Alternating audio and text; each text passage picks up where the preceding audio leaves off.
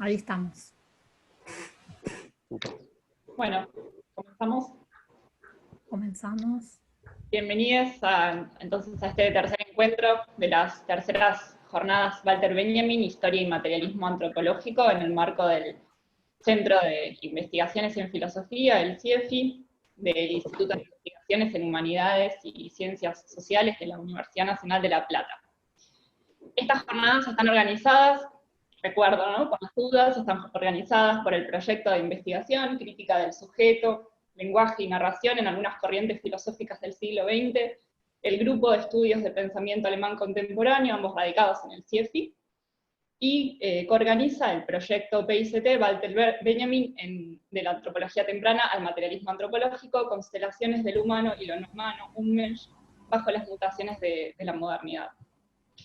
En este tercer encuentro, el panel será sobre lenguaje, violencia y política. Los expositores, las expositoras son el doctor Carlos Pérez López, la licenciada María Paula Biglioni, la doctora Ángeles Smart y el licenciado Nicolás López.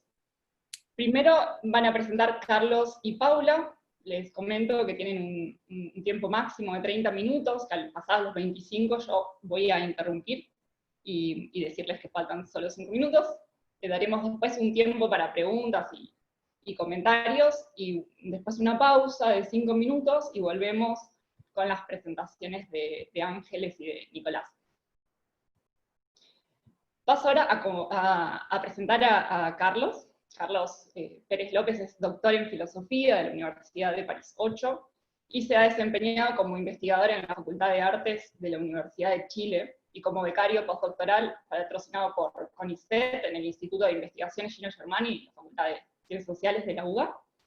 Es editor de la revista Anthropology and Materialism y forma parte de dos grupos internacionales de investigación, en la Universidad París 8 y otro en la Universidad Nacional de Rosario.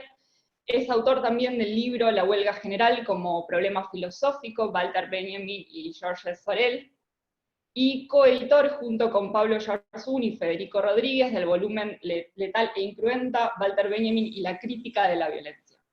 Actualmente es investigador del proyecto Walter Benjamin de la antropología temprana, materialismo antropológico, constelaciones del humano y lo no humano bajo las mutaciones de la modernidad.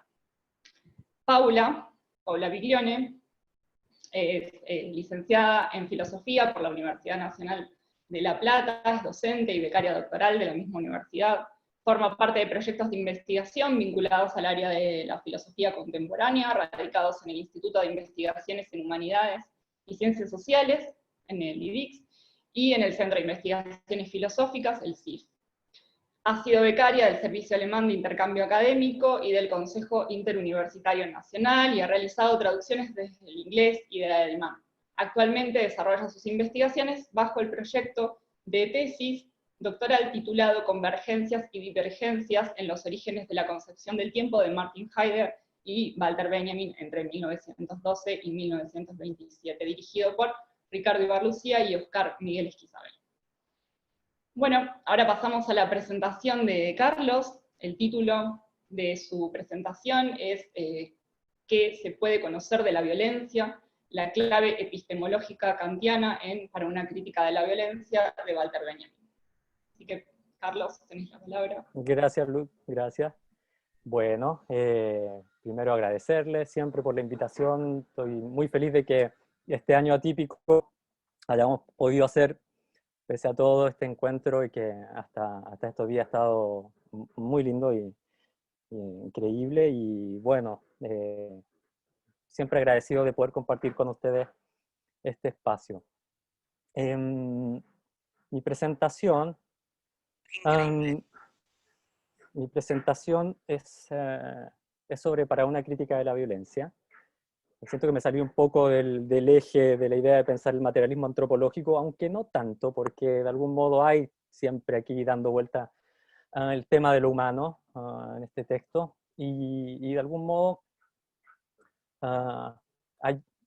tenía como otras razones particulares para volver a trabajar este texto, que lo vengo trabajando hace muchos años, y mientras más lo trabajo, más me genera dificultades. Me imagino que no soy el único al que le ha pasado esa experiencia con este texto en particular.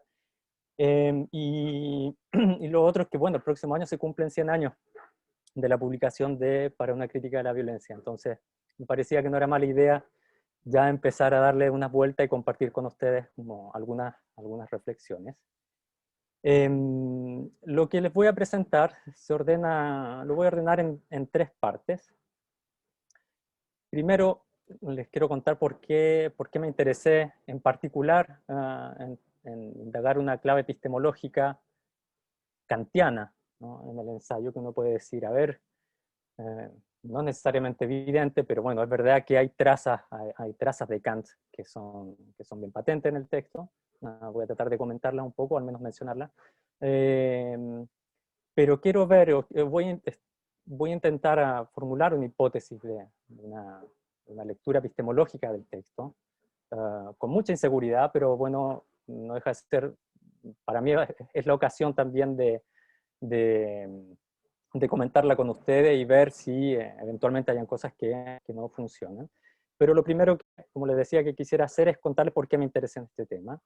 Y en segundo lugar, quisiera hacer una breve restitución del texto. Imposible, por supuesto, pero bueno, nunca está de más darle una mirada, aunque sea panorámica, porque de todos modos me va a ayudar a mostrar los elementos que están ahí, que estoy tratando de ver o de algún modo pesquisar con respecto a una cierta presencia de Kant en el texto.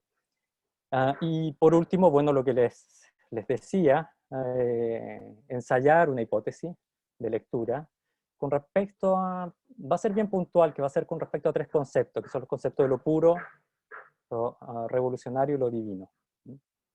Así lo voy a ordenar. Con respecto al primer tema, ¿cómo llegó a este problema? En verdad llegó por la familiaridad que vengo teniendo con el texto, que eso no significa para nada conocerlo bien, pero por lo pronto hice mi tesis doctoral y también saqué mi libro a partir de esa tesis doctoral sobre la huelga general como problema filosófico. De algún modo con el tiempo he devenido el representante de la huelga general, queriéndolo o no, y siempre me han llamado la atención las preguntas o los debates en los que he podido participar y las preguntas que aparecen sobre la relación o sobre el modo en que aparece la huelga general en el texto de Benjamin. Y una de las preguntas, a ver, hay 2 en general, una que traté de trabajar en mi tesis, era la pregunta si la huelga general revolucionaria, proletaria, tal como la plantea Benjamin, si existió. Es muy curiosa esa pregunta, si existió.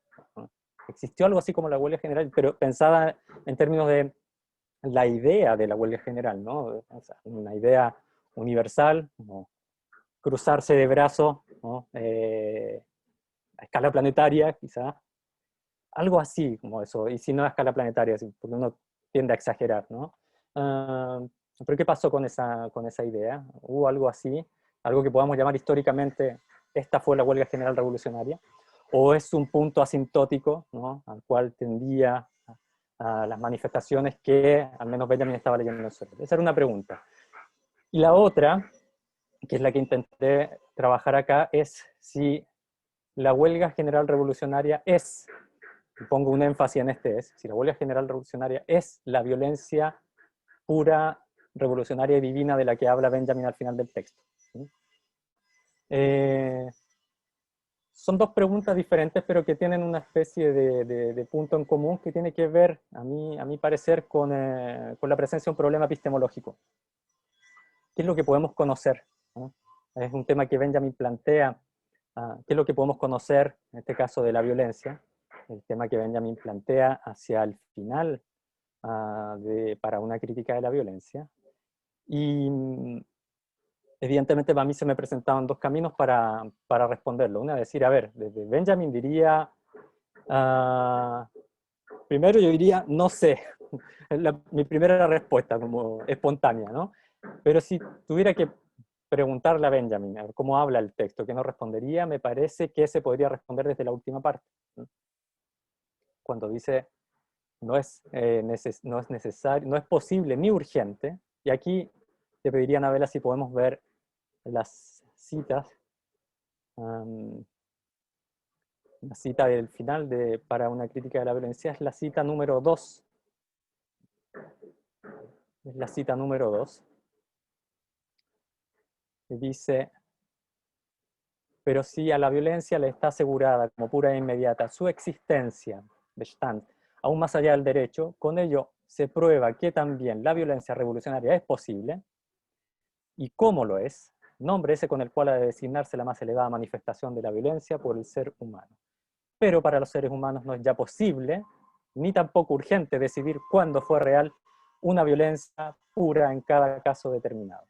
Pues solo la violencia mítica, no la divina, se dejará reconocer con certeza, interesante esa palabra, Gewissheit, ¿no? Con certeza, como tal, aunque sean efectos incomparables, porque la fuerza redentora de la violencia no está a la luz del día, su talle, ¿no? Para los seres humanos.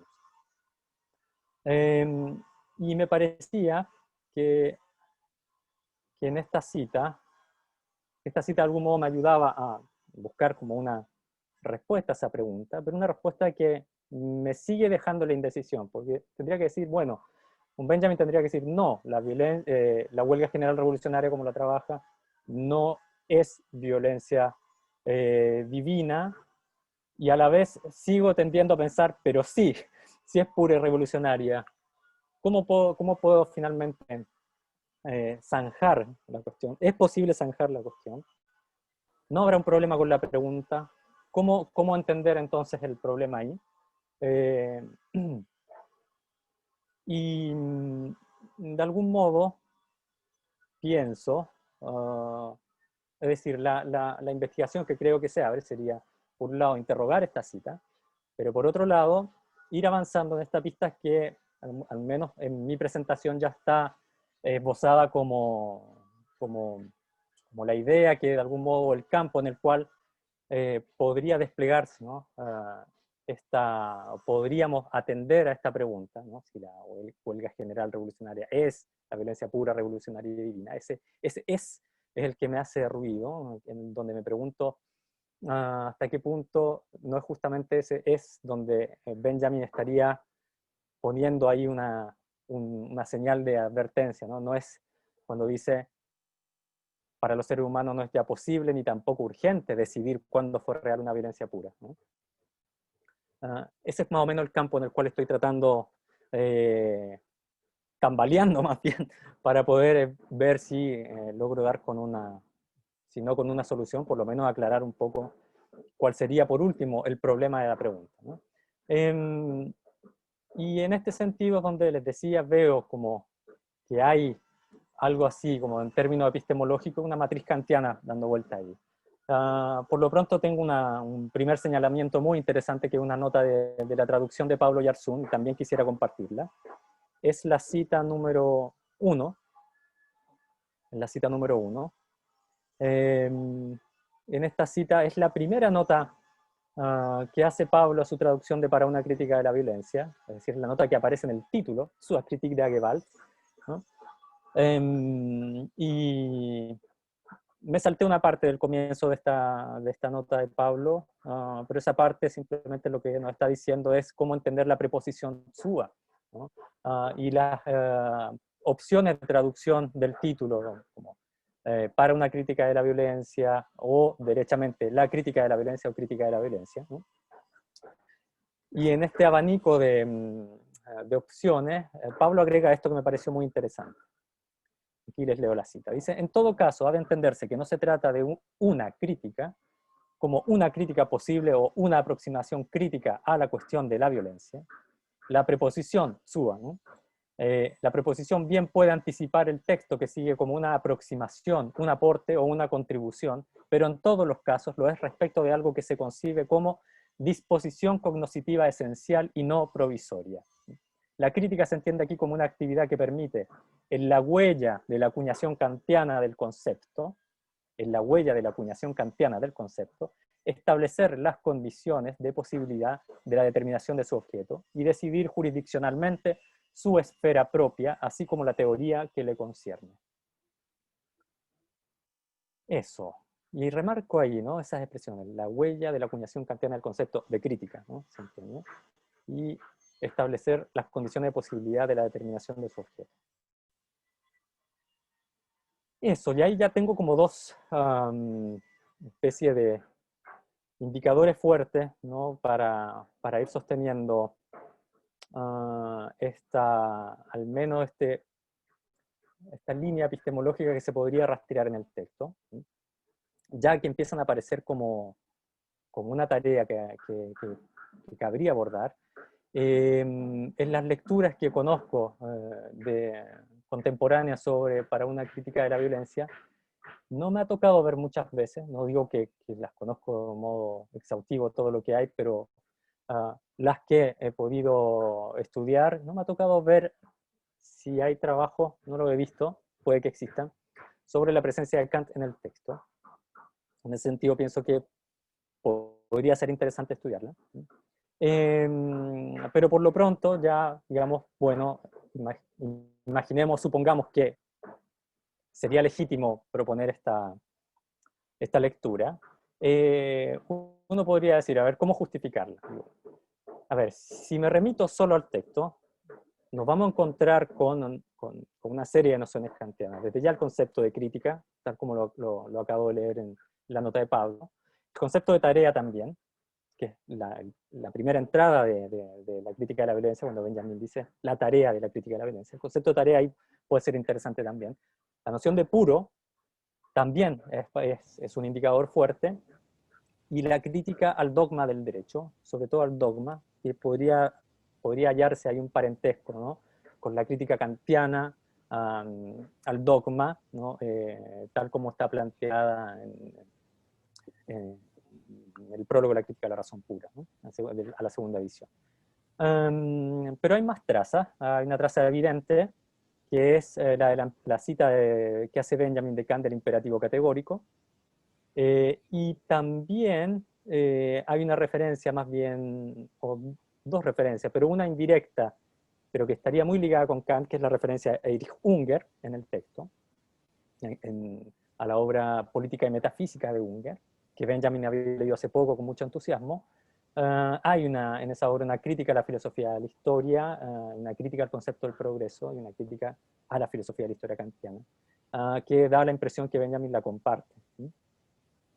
Agrego una referencia a Hermann Cohen, si bien es una referencia incidental, que tiene que ver con el concepto de destino y no directamente con una lectura, una presencia de Kant en el texto. Hermann Cohen sería de suyo una presencia de Kant en el texto, ¿no?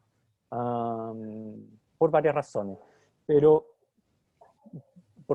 yo mismo no he estudiado, pero que tengo la suerte de contar con el artículo de Florencia Abadi, ¿no?, sobre el proyecto no realizado de una tesis doctoral de Benjamin sobre el concepto de tarea infinita en la filosofía de la historia de Kant, ¿no? Probablemente ustedes, varios de ustedes conozcan ese texto, que para mí, por lo pronto, va a ser como un material de apoyo y de diálogo, para intentar ver o confrontar esta presencia de algún modo, que a mí me parece que podría darse a la obra de una epistemología kantiana en el texto.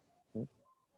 Con los resguardos, es decir, el texto de Florencia me permite tener varios como recaudos, en el sentido de estar consciente de que la idea de Benjamin en ese proyecto no realizado era, de algún modo, tomar la teoría del conocimiento kantiana, trasladar el concepto de tarea infinita de la praxis a la teoría y, sobre todo, plantear la idea del tiempo dentro del conocimiento, un tiempo mesiánico, ¿no? Eso, por un lado, de algún modo, como todos estos señalamientos. Agrego, por supuesto, algo que también trabaja Florencia en su artículo, el artículo de Benjamin sobre el programa de la filosofía venidera, que de algún modo también va a entrar aquí en diálogo, ¿no?, con este momento o esta presencia, ¿no?, kantiana en el texto.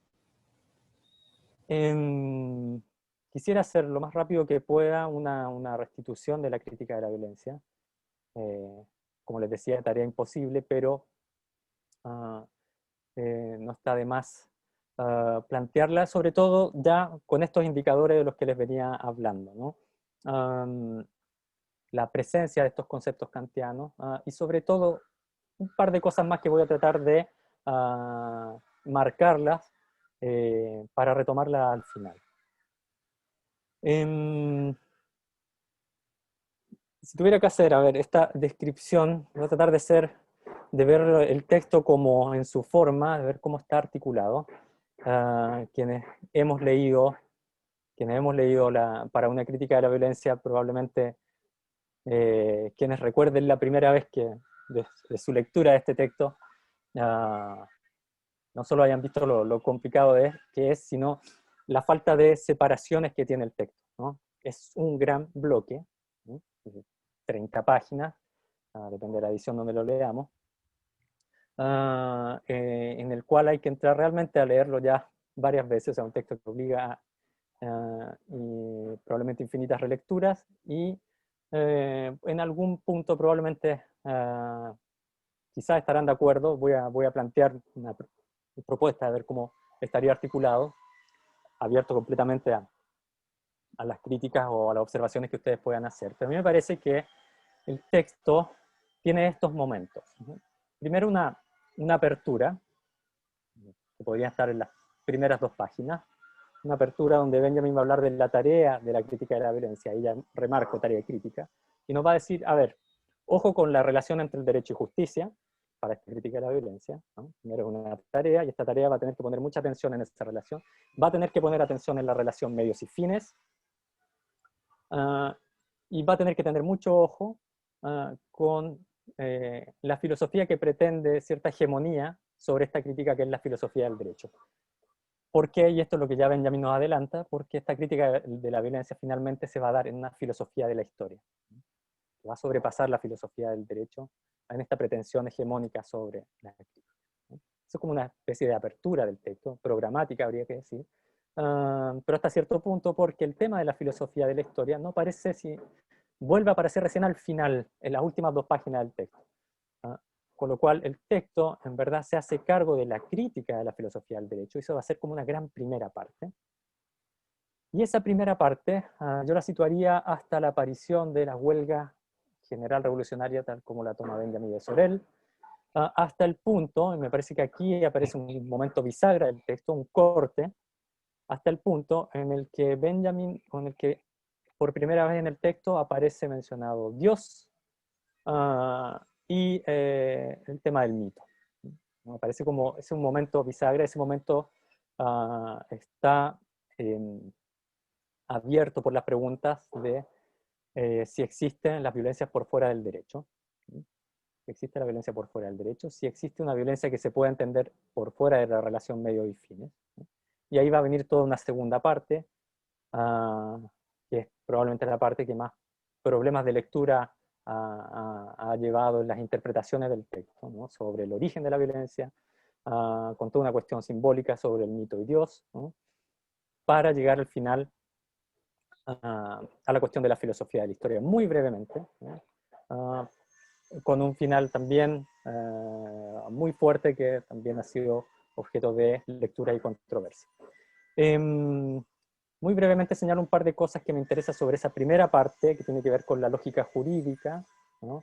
O con la violencia como principio de las formas jurídicas, porque aquí es donde va a aparecer una primera crítica fuerte a lo que es el dogma del derecho, ¿no? El derecho, las 2 versiones del derecho, el derecho natural y el derecho positivo.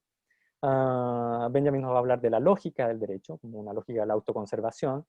Nos va a dar la ya bien conocida tipología de violencia, violencia instauradora de derecho, con respecto a una violencia conservadora de derecho, que no se opone, sino que funciona en un tipo de una cierta relación. Nos va a dar ejemplos, y esto quisiera remarcarlo, nos va a dar ejemplos de esta lógica del derecho en el derecho a guerra y el derecho a huelga. Va a plantear, ¿no?, una figura espectral, un punto muy interesante de la crítica, ¿no?, cuando hace Benjamin una crítica a la violencia policial. Pero sobre todo el punto probablemente fuerte de esta primera parte tiene que ver con algo que llamaría, quizá imperfectamente, un punto de deconstrucción del derecho, de violencia del derecho, en la relación de medios y fines, que es la introducción al tema de los medios puros, ¿no? Benjamin va a hablar de medios no violentos, ¿no?, que se yerguen por fuera del derecho para la resolución de conflictos humanos, ¿no?, los medios puros. Cuando va a hablar de medios puros, lo va a hacer en términos de ejemplos, nuevamente. Y ese es un punto interesante, me parece que quisiera remarcarlo, ejemplos de medios puros, ¿no? Voy a la cita número, perdón por la cita número 3, ¿no? No la voy a leer, simplemente voy a remarcar, tengo subrayado ahí, cuando habla de los medios puros, dice: por eso la técnica, con el sentido más amplio de la palabra, es su reino más propio. El ejemplo, que cala más profundamente, es quizá la conversación como técnica de concordancia civil, etc. Eso, y me interesa aquí que aparezca esta figura ejemplar, porque de algún modo todo lo que va a decir Benjamin sobre los medios puros, independiente de que después no vuelva a usar esta palabra a referirme en términos de ejemplos, son ejemplos, ¿no? Los medios puros de la política, va a decir, son análogos a los del lenguaje.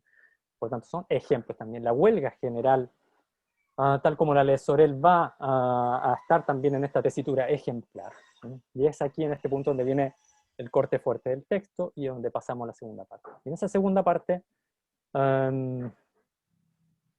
también quisiera llamar la atención sobre, nuevamente, la aparición del tema del dogma, pero esta vez como dogma de la sacralidad de la vida.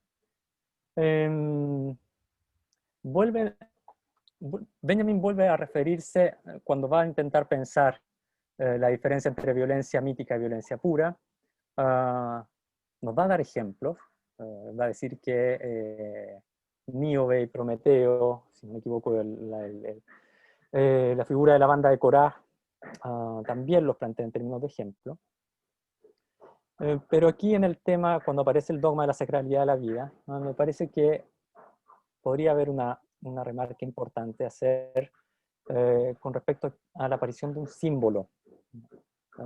Y aquí esta palabra también la rescato. No es que sea Benjamin insistente con esto, pero va a hablar de la sangre como símbolo de la mera vida, de la simple vida. Creo que lo rescaté también en la cita número 4. En la cita número 4. A la leyenda de Níobe puede contraponerse como ejemplo de esta violencia el juicio de Dios sobre la banda de Corá. Y me salto al final de esa cita, pues la sangre es símbolo de la mera vida. Y ahí ya tengo, me aparecen, nuevamente, estoy tomando esto como indicadores de algo que voy a plantear como hipótesis sobre una presencia kantiana epistemológica, ¿no? Me estoy restringiendo aquí al plano epistemológico. Eso. El cierre del ensayo. Aquí va a ser la referencia ya a la cuestión de la filosofía de la historia, es decir, la filosofía de la historia no está desarrollada en el texto, sino que va a estar aludida. ¿En qué términos? En términos de la posibilidad de ruptura con algo que llamaría esquema. Y esto lo estoy proponiendo yo, no lo dice Benjamin, pero algo que llamaría un esquema. El esquema, a mi parecer, es el de la ley de oscilación de violencia, ¿no? Cuando Benjamin está planteando la ocupación temporal de la violencia del mito del derecho, ¿no? En esta suerte de oscilación, ¿no?, entre violencia instauradora y violencia conservadora de derecho, en una debilitación de uno que va a propiciar el siguiente, ¿no? Una especie de círculo encantado, a decir Benjamin. De lo que se va a tratar aquí va a ser de la ruptura de ese círculo, por tanto ahí donde está en juego la idea de una filosofía de la historia en Benjamin, de corte mesiánico, sin decirlo, pero también está operando ahí. Hay un tema ontológico que lo dejo mencionado al pasar, que tiene que ver con la existencia de la violencia, con una referencia también a las formas eternas, que uno podría preguntarse qué son esas formas eternas, como dice Benjamin, que la violencia mítica ha bastardeado, y cierra con la cuestión de la inminencia de la violencia divina. Esto no lo puse en la citación, pero de algún modo está aludido cuando dice nuevamente, de nuevo están a disposición de la violencia divina todas las formas que el mito, las formas puras que el mito, eternas que el mito bastardo, de nuevo están a disposición. Eso es como de algún modo, está detrás de eso la idea de inminencia, ¿no? No es una proyección al futuro, ¿no?, sino un corte ahí como donde está fuerte la idea o al menos el tiempo mesiánico como lo estaría pensando Benjamin. Cierro con esto cierro de algún modo la mirada así muy panorámica, apuradísima, sobre la crítica de la violencia, con estas pistas, ¿no? Estos indicadores que quería mostrarles, con respecto a los ejemplos, esquemas y símbolos. ¿Por qué me detuve en eso? A ver, recuerden, en el fondo de lo que estoy tratando aquí de ver es si puedo responder a la pregunta si la si la huelga general revolucionaria vuelvo a poner el énfasis en ese si hay una identidad entre la huelga general revolucionaria y la violencia pura, revolucionaria y divina. Y en eso, sumando todas las lecturas que proponía, junto a otras que agregaría, las voy a dejar mencionadas, ¿no? para pensarlo puro. Hay un texto de de Werner Hamacher, que es muy interesante, que se llama Formative Strike, una referencia muy interesante, una nota al pie, donde se toma el tiempo de pensar este concepto. Ya mencioné el artículo de Florencia Baggi, y de pasada también mencionaría el libro de Gerard Rollet, El carácter destructor, donde hay una lectura interesante sobre el tiempo mesiánico, en clave teleológica, que es una lectura poco explorada quizás, sobre el concepto de teleología en Benjamin, que probablemente a priori todos pensemos que en Benjamin hay un rechazo fuerte de la teleología, y es ahí donde Rollet propone algo interesante.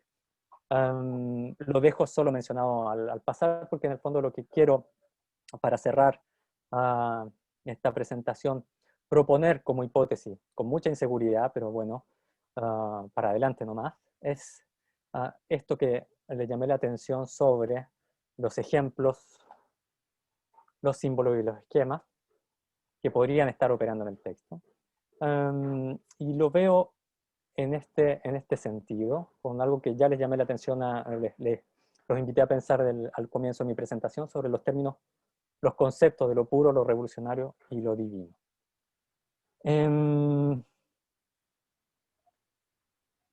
Aquí voy a reciclar un trabajo que ya propuse en el libro donde sacamos con Pablo Yarzún y con Federico Rodríguez, el de Tallinn Cruenta, un trabajo que hice ahí, donde traté también de proponer esta hipótesis. Y la hipótesis tiene que ver con la pregunta concreta sobre cómo nos formamos estos tres conceptos, ¿no? Lo puro, lo revolucionario y lo divino. Y aquí donde me auxilié en Kant, pero de algún modo creo que ahora, con los materiales que propuse, creo que podría sustentarlo mejor, ¿no? Esta misma hipótesis.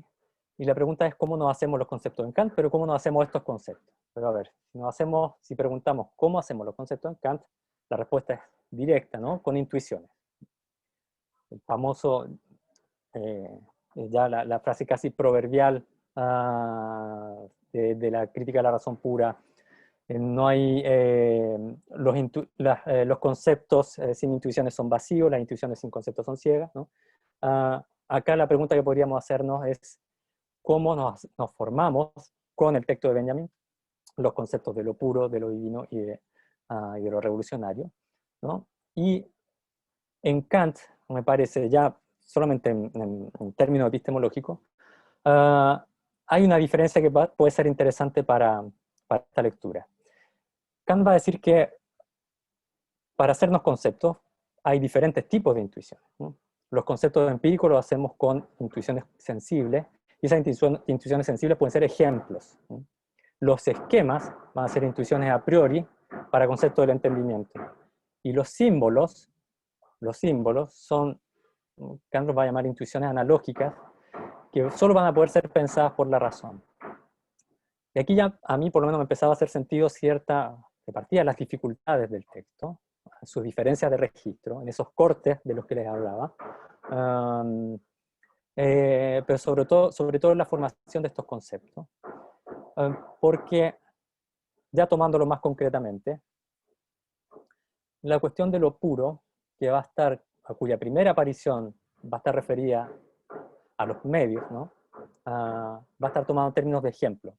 Tendría que volver quizás a la cita que les planteé hace un rato, para verlo de vuelta, ¿no? Simplemente para verlo visualmente, la cita 3, ¿no? Cuando habla de los medios puros. Hay que pensar que esos medios puros no son revolucionarios necesariamente. Los medios puros del lenguaje, los ejemplos que va a dar, la diplomacia y la política, no son medios puros del lenguaje. Es decir, lo puro, lo revolucionario, lo divino, hay un punto en el que van a funcionar como sinonimia, pero por separado, pueden ir por separados perfectamente, y de hecho en el texto van en algún punto por separado, ¿no? El tema es cuando Benjamin, a los ejemplos de medios puros, del lenguaje y de la política, va a agregar lo revolucionario, ¿no? Y aquí ya podemos hacernos la pregunta, ¿cómo entendemos, ¿no? ¿Cómo definimos cada uno de esos conceptos? Para definir el concepto de lo puro, recién le hablaba del artículo de Hamacher, pero es una cuestión de algún modo ahí interesante, tiene que ver con lo puro que no va a remitir a un fin externo a sí mismo, ¿no? Pero ya lo revolucionario parece ser una categoría temporal. Ya lo revolucionario parece ser una categoría temporal, ya remite a una ruptura en el tiempo histórico. De algún modo cobra sentido, ¿no? La referencia a la huelga general como pura, como medio puro, un ejemplo medio puro, es decir, la huelga general es pura, y también es revolucionaria. El tema es con lo divino. ¿Cómo podríamos definir lo divino? Mi definición es, por ahora es provisoria, pero tiendo a entenderla como un límite con lo humano, o un límite de lo humano, que tiene que ver con la praxis y con el conocimiento, ¿no? Con la praxis, es decir, con esa parte de la cita que les decía al comienzo, con ese decidir, no es posible ni urgente decidir, decía Benjamin, sobre la realidad de la violencia, de esta violencia divina, y con el conocimiento, ¿no? No está a la luz del día. Ahí donde tenía mis reparos para decir, sí, la huelga general revolucionaria es también la huelga divina. Ahí donde se me generaba una especie de indicador en el cual habría una diferencia. Pero esta diferencia, Carlos, vuelvo... ¿Sí? perdón, si podés ¿Cuánto me ir queda? cerrando. Ningún Gracias, problema, ningún problema. Con esto cierro. buenísimo. Ah, ¿Cuál es en el fondo la clave epistémica? En que de algún modo la definición de lo revolucionario podía o podría funcionar con el esquema del tiempo histórico. Esa ley de oscilación como un esquema, ¿no? Para indicarnos, para llevarnos al concepto de la ruptura. Pero finalmente lo divino, que es como la parte compleja, me parece que podría funcionar desde el punto de vista de aquel símbolo, ¿no? Que de algún modo nos va a remitir a eso que Kant estaba hablando como una idea de la razón, que tendría que examinar bien cómo si Benjamin admitiría o no esta definición como un concepto de la razón. Pero de algún modo me parecía ver, al menos en el símbolo de la sangre, que de algún modo lo usa Benjamin para confrontarlo con la violencia divina, con lo incruento y lo redentor, ¿no? Esta intuición analógica sobre el origen de la violencia, origen como lo que siempre vuelve la violencia, diría a la imagen y semejanza, ¿no? Una intuición analógica, la imagen y semejanza de la oposición entre el mito y Dios. Simplemente para cerrar, ahora sí, me parecía interesante proponer este análisis o esta hipótesis sobre estos conceptos como eventuales operadores epistemológicos que estarían de algún modo sosteniendo el texto, sobre todo las diferencias de su registro, para evitar en algún caso hacer eso que el propio Kant llama, no sé, proverbio, con ese lema griego, metabasis eis alogenos, ¿no? Un salto hacia otro género, al generar identidades, ¿no? Entre esos conceptos, puro, revolucionario, divino, y más bien mostrarlo en el lugar en que se encuentra, pero también teniendo en cuenta sus diferencias, ¿no? Perdón por pasarme del tiempo. Con esto ya cierro. Gracias. Gracias, Carlos. Bueno, ahora pasamos a la presentación de Paula, y después de la presentación de Paula, sí, damos lugar a los comentarios y a la discusión. Vamos a tener ahí más tiempo para plantear comentarios y demás. Y también por ahí cerrar algunas cuestiones que te hayan quedado, Carlos. Perdón por la interrupción, pero es como para para que podamos organizarnos con los Por favor, tiempos. ningún problema. Bueno, la presentación de Paula se titula Lenguaje y subjetividad en Heidegger y Benjamin entre la constitución fenomenológica y el uso teológico. Bien, gracias Ludmila. Bueno, nada, también comparto, como decía Carlos, la alegría y la satisfacción de poder encontrarnos para discutir Benjamin incluso en este contexto. Por mi parte, el trabajo es parte de un trabajo más amplio, que forma parte de un trabajo para la tesis de doctorado. Lo que hice acá fue recortar un poco, y en primer lugar, uno puede situar la discusión sobre el lenguaje entre Benjamin y Heidegger en aproximadamente el año 1916, que es el año en el que Heidegger publica su tesis de habilitación, la doctrina de las categorías de significado de un sejoto, y Benjamin en ese mismo año escribe sobre el lenguaje en general y sobre el lenguaje de los hombres, y hacia 1920 proyecta escribir una tesis, la tesis de habilitación también sobre la teoría escolástica del lenguaje. Esa tentativa la termina abandonando, pero lee la tesis de Heidegger, la comenta negativamente, y a partir de eso se puede reconstruir una especie de debate implícito en torno al lenguaje. En este trabajo yo esa parte no la voy a abordar, sino que intento como, digamos, tomar otro punto de contraste entre ambos, que sería en torno al 1927-1928, con Ser y Tiempo y el origen del drama barroco alemán. Pero bueno, en el mismo trabajo que ahora voy a leer, hay algunas referencias a los textos del 16, porque forma parte digamos, de un mismo trabajo. Pero bueno, voy a empezar entonces, concentrándome, como les decía, lenguaje y subjetividad, en Ser y Tiempo y en el origen del drama barroco alemán.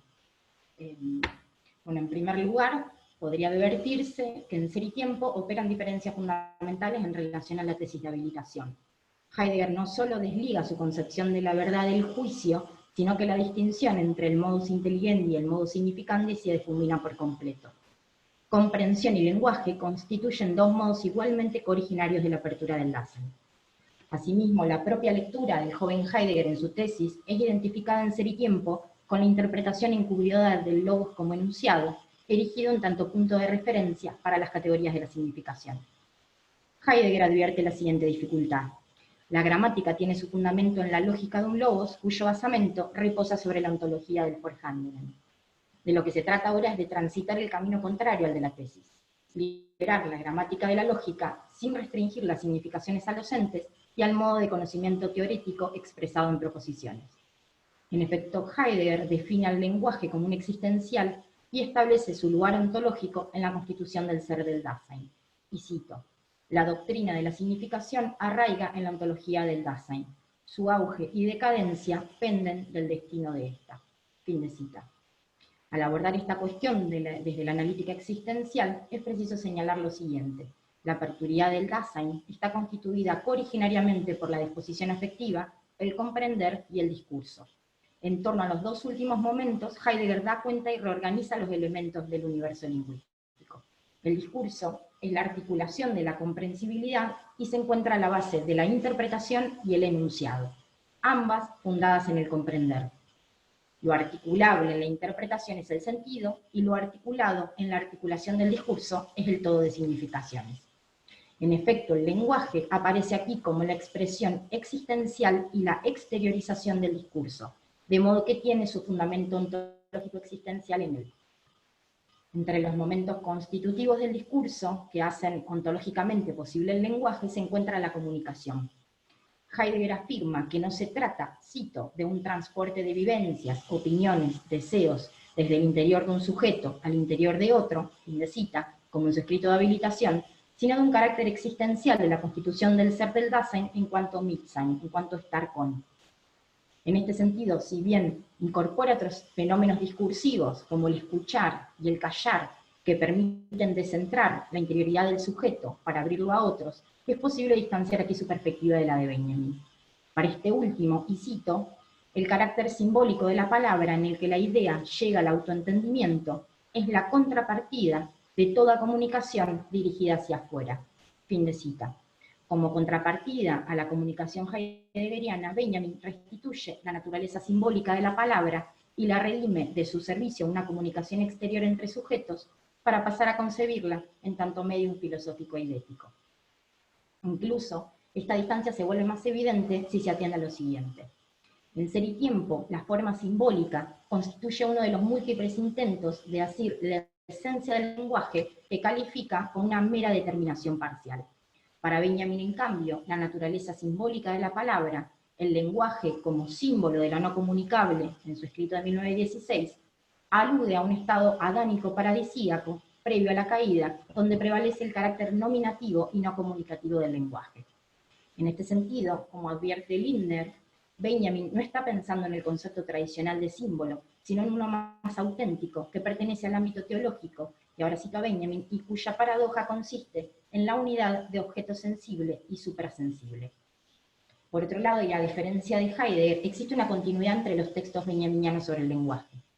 En una carta a Scholem de febrero de 1925, que gira en torno al prólogo del Trauerspielbuch, Benjamin confiesa, y cito la carta, esta introducción es una desfachatez desmedida, es decir, nada más y nada menos que un prolegómeno de teoría del conocimiento, una especie de segundo estadio, no sé si mejor, del trabajo temprano sobre el lenguaje que tú conoces, retocado como una doctrina de las ideas. Fin de cita. Benjamin se propone en esta obra un salvataje de la literatura antigua alemana, esto es, salvar la alegoría del olvido histórico en que había caído. La exaltación de la forma alegórica en cuanto principio fragmentador y disociativo que subvierte la naturaleza profana del lenguaje como mero medio de comunicación y emancipa a la palabra de significaciones heredadas, discrepa con la óptica heideggeriana de la comunicación como articulación del Mitsein, del estar compresor, y del sentido como horizonte previo desde el cual algo se hace comprensible. Este contraste entre la fragmentación lingüística de la praxis alegórica recuperada por Benjamin y la articulación orgánica significativa del comprender y el discurso heideggeriano podrían expresarse en los siguientes términos. El ejemplo esbozado por Heidegger de que nunca oímos primeramente ruidos o meros sonidos, sino la motocicleta, el pájaro carpintero que golpea, el fuego crepitante, ya que el Dasein, en cuanto a estar en el mundo, se encuentra siempre ya inmerso en un todo de significaciones, difiere de la antítesis de sonido y significado propia de la alegoría barroca, en tanto resiste a toda posible confluencia en una construcción lingüística orgánica. Podría indicarse que quizá la distancia real que se juega entre Benjamin y Heidegger radica en el fondo, en la dimensión sintomática que atraviesa sus tratamientos sobre el lenguaje. Mientras el enfoque de Heidegger está inmerso en la dirección fenomenológica de la subjetividad, para Benjamin es el triunfo de la subjetividad materializado en el saber y en el juicio, no solo el responsable del desmembramiento del lenguaje a partir del pecado original, sino también de la imposibilidad de nombrar y por ende de acceder a la esencia del lenguaje. La tentativa destructiva de toda intencionalidad por parte de Benjamin se vuelve indisociable de su resignificación de la teología, y ello en la medida en que ésta se inscribe precisamente en la línea de una dessubjetivación, o más precisamente de desintencionalización. Esta cuestión podría clarificarse desde la óptica del problema de la verdad. Hannah Arendt ya había señalado tempranamente la cercanía entre ambos autores al comprender la verdad como revelación, en el sentido de la aletheia griega, y su reformulación en Ser y Tiempo en términos de desocultamiento. En efecto, Heidegger busca hacer una apropiación originaria de la tradición griega, en la medida en que define, y cito a Heidegger, el ser verdadero del logos como un ser veralente en su desocultación, en su estar al descubierto, sacándolo fuera del ocultamiento. Fin de cita. Esto no significa que, al igual que en su tesis de 1916, Heidegger confine el lugar originario de la verdad logos. Más bien se trata del inverso. La verdad originaria aparece aquí como el lugar del logos y la condición de posibilidad ontológica para que los enunciados puedan ser verdaderos o falsos. En lo enunciado se descubre o se encubre la mismidad del ente. Por su parte, Benjamin coincide no solo, como advierte la interpretación arendtiana, en definir la verdad como revelación, en sintonía, Offenbarung es el término, en sintonía con la idea heideggeriana de desocultamiento o descubrimiento, es Entdeckheit el término, sino incluso en la recuperación sensible de la verdad propia de la filosofía griega. El elemento sensible y perceptivo subrayado en el análisis heideggeriano del discurso, en el sentido del decir en cuanto a ser demostrativo propio del lenguaje, será el utilizado por Benjamin en el Trauerspielbuch, no solo al reenviar el concepto de idea al concepto de imagen, sino incluso al adoptar el método del mostrar dialéctico. Asimismo, para ambos autores, la verdad no se ajusta a una dimensión nociológica, sino que su pertenencia originaria se inscribe en el ámbito del ser, idea que ambos retrotraen a la filosofía griega. Benjamin a la doctrina platónica de las ideas, Heidegger a los escritos de Parménides y Aristóteles. Podría añadirse lo siguiente: Heidegger admite, y cito, que el concepto griego de verdad es la base indispensable para comprender la posibilidad de algo así como una doctrina de las ideas como conocimiento filosófico. Fin de cita. Este no es sino el intento del prólogo. Benjamin retoma la conexión no mediada entre idea y verdad, aunque va más allá de la doctrina platónica. La idea se define como un momento lingüístico de la esencia de la palabra en que se vuelve símbolo. El vínculo que establece Benjamin entre la verdad y el ser de las cosas parecería resonar también en las líneas de Ser y Tiempo. Sin embargo, se vuelve necesaria una demarcación conceptual. Heidegger piensa la relación entre verdad y el ser del ente desde la perspectiva fenomenológica. Esto es, desde la noción de fenómeno, entendido, cita, como lo que se muestra en sí mismo, fin de cita. De allí que lo verdadero resida en desocultar el ente desde el hacer ver mostrativo del discurso. En cambio, si el ser benjaminiano se aparta de toda fenomenalidad, es debido a que la verdad se forma a partir de las ideas, las cuales no están dadas al mundo de los fenómenos. Siguiendo la distinción kantiana entre concepto e idea, solo el primero accede al mundo fenómeno por la vía del entendimiento, mientras que las ideas están encomendadas a la función del salvataje de los fenómenos. En este sentido, Benjamin no solo busca demarcarse de la filosofía heideggeriana, sino busca ir más allá al aprehender el contenido de verdad en la inmersión microscópica del contenido objetivo. Pese a esta demarcación, Peter Femmes advierte cierta relación entre la propuesta de Benjamin y la línea fenomenológica de Jan Hering, integrante del Círculo de Gotinga, a partir de la referencia al concepto de Wesenheit, que suele traducirse como esencialidad, que aparece tanto en el prólogo como en el convoluto N del libro de los pasajes. En el escrito de Hering, titulado Anotaciones sobre la esencia, la esencialidad y la idea, de 1921, Wesenheit aparece identificado con el término eidos, caracterizada como un tipo de existencia que se da a sí misma su propia esencia, a diferencia del objeto que la recibe de algo externo a él, y a la cual se accede no por medio de la intuición empírica, sino idética. Aún más, y cito a Hering, esta esfera es la única capaz de comprenderse totalmente a sí misma. Fin de cita. Esto es, independientemente del sujeto cognoscente. Lo interesante aquí radica en que la lectura que hace Benjamin del texto de Hering, si bien cita la diferencia entre la existencia cualitativa de las esencialidades y de los objetos, le añade su característica finitud discontinua y concluye que la ignorancia de esta ha conducido a asumir especularmente la verdad a partir de la conciencia reflexiva, en lugar de hacerlo en su carácter lingüístico. El hecho de que Benjamin retome nociones del campo fenomenológico no implica que suscriba sus tesis fundamentales.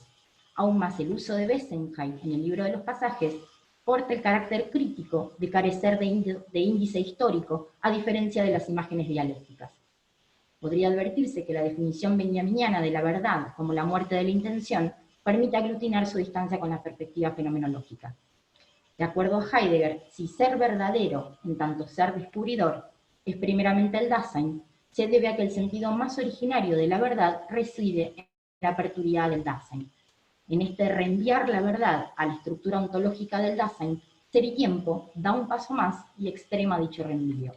La verdad depende de la existencia del ser del Dasein. En palabras de Heidegger, cito, hay verdad solo en cuanto y mientras el Dasein es. Fin de cita. O incluso, vuelvo a citar, toda verdad es relativa al ser del Dasein. Fin de cita. Con ello, no se pretende afirmar que la verdad sea subjetiva y sometida a la potestad del sujeto. El hecho de verdad en cuanto descubrimiento solo puede ser mientras el Dasein sea, y no puede ser si el Dasein no es. En efecto, el vínculo que ata la verdad al Dasein no es sino el ser. En el caso del libro sobre el Trauerspiel, aunque hay una coexistencia entre el ser y la verdad, ella no incluye el tercer elemento heideggeriano, esto es, no hay lugar para el trinomio verdad-ser-sujeto.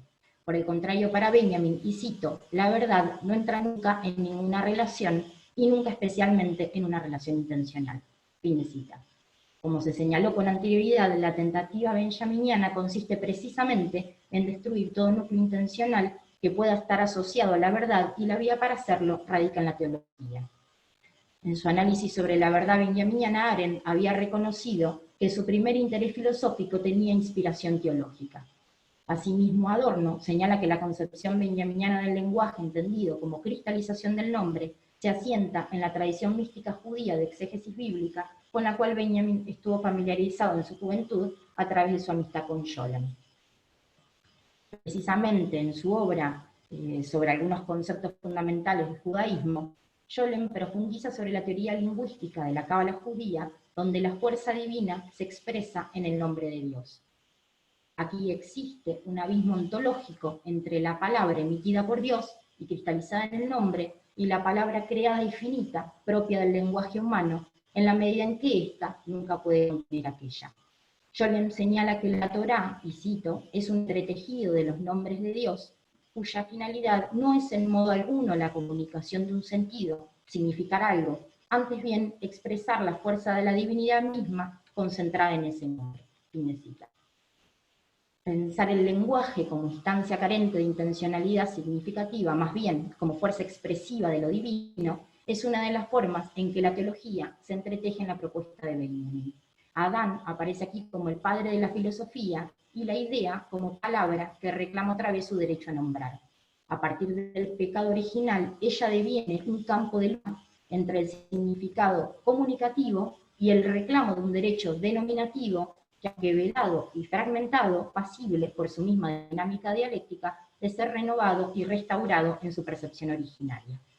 Este juego de renovación-restauración, propio del método del rodeo, nos retrotrae a la noción cabalística de Tikkun, ya presente en la tarea del traductor.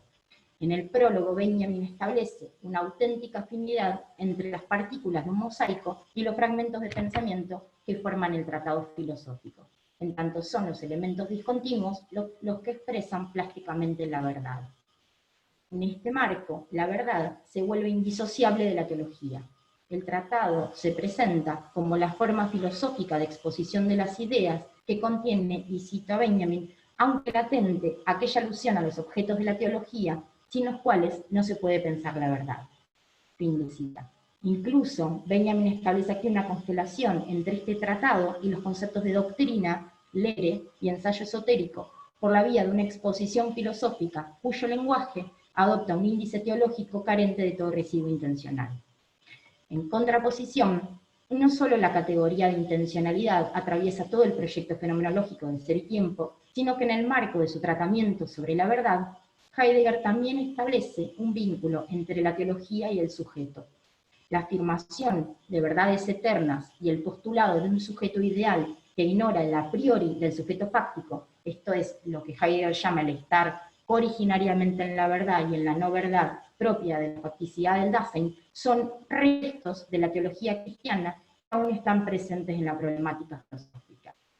De este modo, mientras en Benjamin la teología judía le permite borrar las huellas intencionales del lenguaje y así habitar lo divino, la perspectiva de Heidegger hace responsable a la teología cristiana de atribuirle eternidad a la verdad e idealidad al sujeto. Ahora paso a leer unas como breves conclusiones. En términos generales, aunque ambos autores establecen un vínculo entre ser y lenguaje, difieren en sus alcances ontológicos. La ontología fundamental permanece indisociablemente atada al ámbito del Dasein, mientras que la ontología benjaminiana establece su estancia en el lenguaje nominativo. En otras palabras, si el tratamiento lingüístico en Ser y Tiempo se repliega a la analítica del Dasein, en el Trauerspielbuch ensaya un punto de contacto con lo divino pasible de ser leído en términos de desubjetivación de la esfera del lenguaje. Esta última cuestión podría leerse en clave de la interpretación de Adorno, para quien la filosofía del lenguaje del joven Benjamin anticipa aspectos que aparecerán después de la quiere heideggeriana, del viraje de Heidegger. Sin embargo, aún después del viraje, y pese a la demarcación que hace Heidegger entre el lenguaje y la subjetividad metafísica, se distancia de Benjamin. En su lectura de la verdad platónica, realizada hacia comienzos de la década del 30, texto publicado recién hacia 1947, Heidegger hace responsable al concepto de idea de subvertir el concepto de verdad como desocultamiento. De este modo, desde la perspectiva heideggeriana, en la determinación platónica del ser como idea, esta última pasa a dominar la verdad y la confina a una mera rectitud del mirar. A diferencia de Benjamin, para quien el vínculo platónico entre la idea y la verdad permiten habitar la estancia del ser. Ahora bien, pese a las múltiples divergencias señaladas entre Heidegger y Benjamin, es preciso señalar un punto de contacto fundamental. En ambos, el tratamiento del lenguaje se encuentra atravesado por una dimensión temporal. Incluso, y en contra de la observación de Adorno, de que el concepto heideggeriano de verdad se opone al de Benjamin en tanto carece de núcleo temporal, ambos autores proponen una noción histórica de la verdad. La propuesta de una temporalidad del lenguaje y de una verdad histórica evidencia no solo el prólogo del Trauerspielbuch, sino también hacia el final. La exposición de la alegoría como forma límite del Trauerspiel en tanto idea se resuelve y se consuma dinámicamente en una teología de la historia. Aun cuando esta dimensión teológica sea desechada por Heidegger, este propone una temporalidad de la aperturidad en general. Ella abarca no solo la verdad, en tanto la aperturidad del Dasein define su ser verdadero en tanto ser descubridor, sino la temporalidad del discurso. Heidegger sostiene que el discurso articula la aperturidad plena de la I, que estaría constituida por el comprender la disposición afectiva y la caída, y al expresarse regularmente por medio del lenguaje, tiene la función de la presentación como temporización del presente. Y cito a Heidegger: el discurso es temporio en sí mismo y está fundado en la unidad extática de la temporalidad. Bueno, ahí lo que me quedaría por terminar de ver es que pese a ese contacto, digamos, con el tiempo que sostienen ambas concepciones del lenguaje, digamos, como que el punto estaría en ver si sus mismas concepciones del tiempo, digamos, tienen puntos en común como para, de hecho, sostener esa relación o no, pero bueno, lo cerré ahí. Así que eso es todo. Gracias, Pau. Buenísimo. Bueno, ahora entonces abrimos el espacio para comentarios. Si quieren pueden hacer los comentarios o bien con el micrófono o bien en el grupo, por el chat, a través del chat. Yo los voy anotando. Creo que hay ya una pregunta para Carlos. La leo.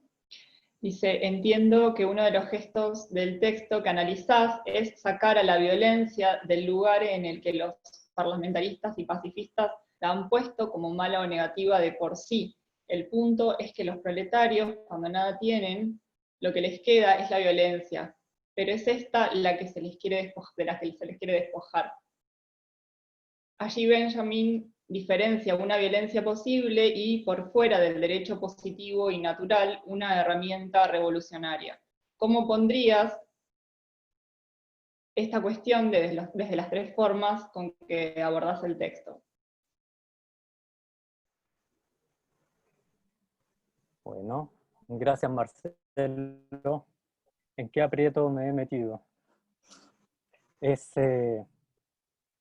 A ver, desde el texto, cuando Benjamin trabaja la huelga general y la toma de Sorel, si algo que lo que llamaría la atención es que nunca Benjamin dice que la huelga general revolucionaria sea violenta, lo toma como un ejemplo de medio puro no violento. Y es interesante porque, bueno, uno puede discutir y dice, la estás tomando de Sorel, pero Sorel la reivindica como violencia, ¿no? Ahí es como un tema que cabría ver, es cómo lo está leyendo Benjamin a Sorel, qué es lo que está entendiendo por violencia y no violencia, ¿no?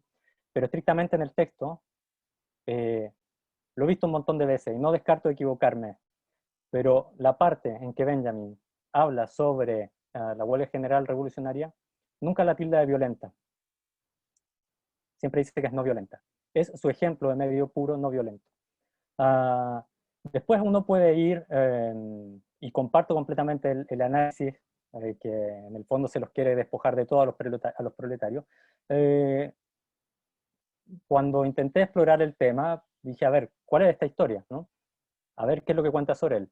Lo que cuenta Sorel, en verdad, él viene a ser como la punta de iceberg de toda una historia de la huelga general revolucionaria como se la discutía a fines del siglo XIX y comienzo del XX. Por lo tanto, hay todo un trabajo sobre el cual se apoya Sorel, que es la historia y las teorías de la huelga general hecho por los propios sindicalistas revolucionarios de fines del siglo XIX en Francia.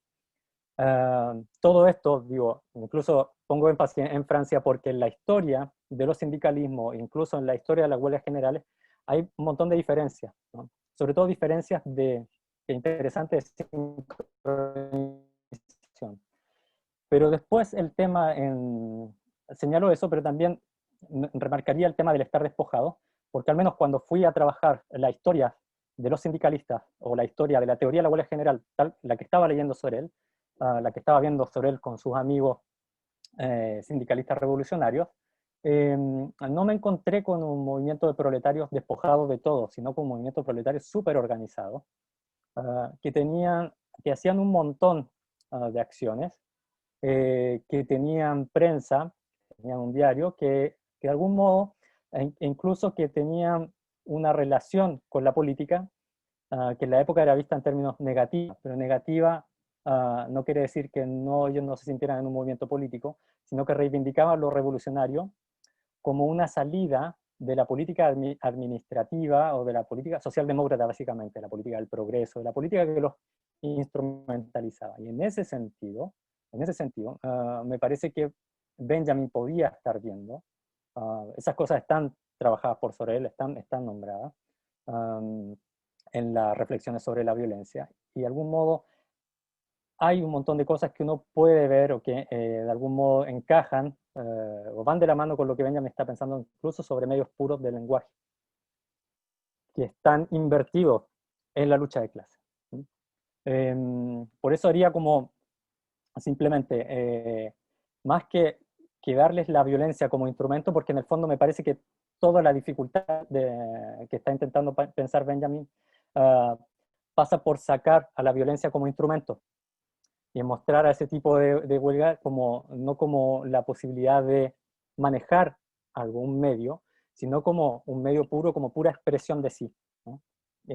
Y en ese sentido se volvía mucho más peligroso para las figuras del poder que eran las de la época. Me parece que por ahí lo podría estar leyendo. Eso, por ahora, se me ocurre como respuesta provisoria. Y me queda ponerlo en relación con las tres formas que aborda el texto. Traté simplemente, muy corto, de verdad muy breve, de hacer esas diferencias, sobre todo con las tentaciones que uno puede tener en lugares donde Benjamin es súper riguroso. Por ejemplo, cuando habla de la relación entre medios puros del lenguaje y de la política, habla de una analogía. Una analogía a una identidad parcial, no completa. Por tanto, no puedo decir que son lo mismo, sino hay un gran campo en el cual sí son lo mismo, pero me interesaba explotar esas pequeñas diferencias, para entender también por qué usa esos tres nombres. ¿Por qué no habla siempre de violencia, de lo puro, ¿no? ¿Por qué la tiene que nombrar también revolucionaria? Bueno, revolucionaria ya tiene, ahí donde intenté decir, revolucionaria ya viene a nombrar la ruptura temporal. ¿Y por qué divina? Ya divina empieza a hablar como de otro límite. Entonces, en el fondo lo que trataba de plantear desde el punto de vista de los tres términos, era intentar ver cómo lo estaba entendiendo Benjamin, teniendo la precaución de que Benjamin mismo nos dice que la huelga general revolucionaria sea divina, pero sí es pura y revolucionaria, hasta ahí. Y que eventualmente, de vuelta, otra vez, como tratar de hacerme cargo, en la medida en que pueda entenderse eso, de ese no es urgente ni es posible para los humanos decidir si esa general revolucionaria, en este caso, era divina o no. Ese era el lugar donde intentaba llevar al menos lo que estoy tratando de pensar. Con inseguridad, pero bueno, espero haber respondido un poco ahí, Marcelo. Bueno, gracias Carlos y Marcelo. Ahora No, tenemos no, dos solamente, preguntas.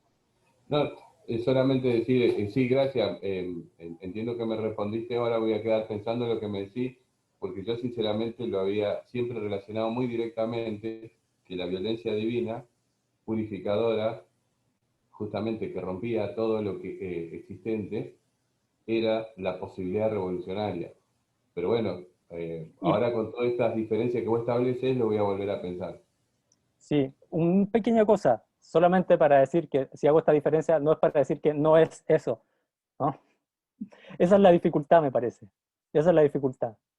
Digo, no quiero decir entonces no es divina, no como de vuelta el texto dice, no es urgente para los seres humanos decidir si lo es o no, pero sí, por lo pronto él sí nombra la huelga general revolucionaria y pura. Perdón. Bárbaro. Bueno, ahora sí pasamos a las preguntas de Francisco.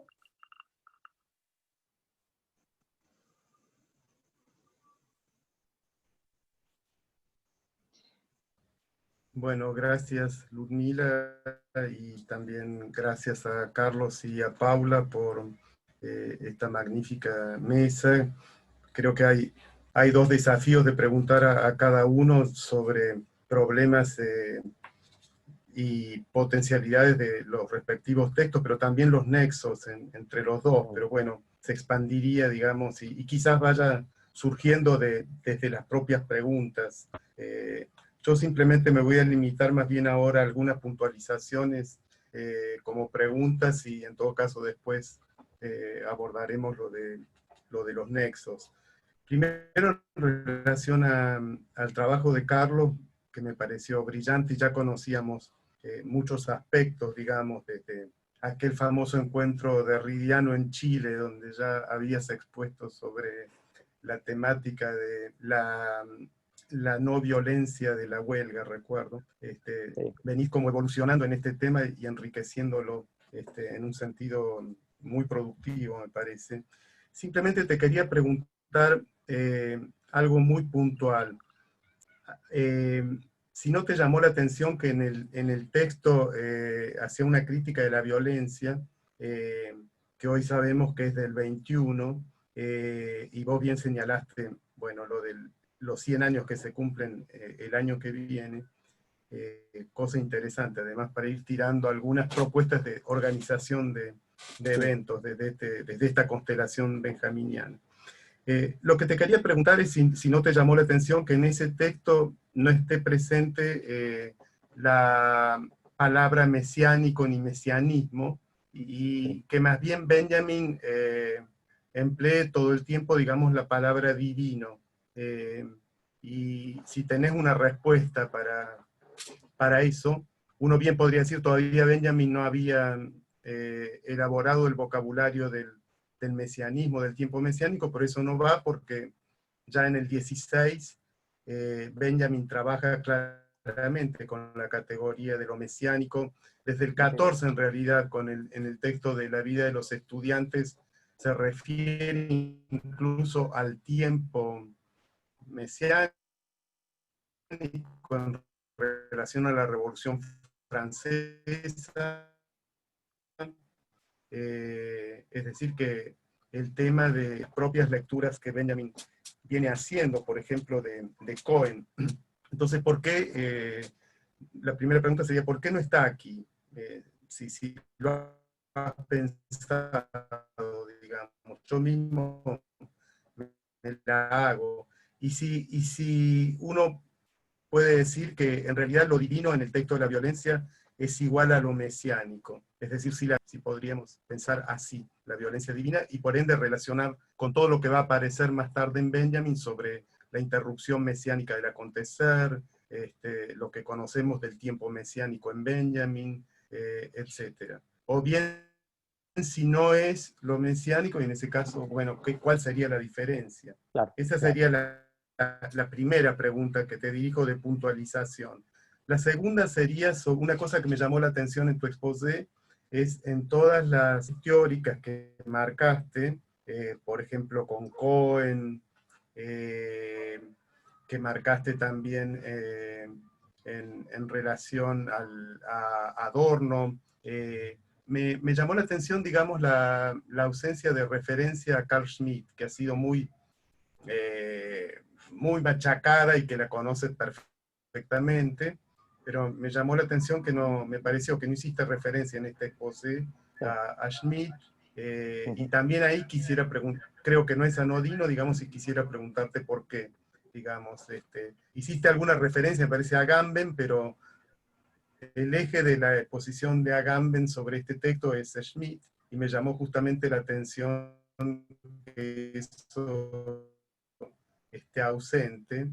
De Agamben es exagerada, pero bien sabes que él sostiene que este texto es no solo ilegible sin Schmitt, sería parte de un diálogo esotérico con Carl Schmitt, que en parte reconstruye casi detectivísticamente a partir del hecho de que el texto fue publicado en el archivo de Weber y que Schmitt mismo venía, digamos, iba a publicar apenas unos años después allí, digamos, su texto sobre el concepto de lo político, y que, bueno, Schmitt era ya en el 21 un asiduo lector del archivo. Eso está demostrado por el hecho de que el propio Schmitt leyó otros artículos del mismo número, en el que Benjamin publica el artículo de la violencia, aunque no hay una referencia de Schmitt al texto mismo de la violencia, sí hay una referencia a esos otros artículos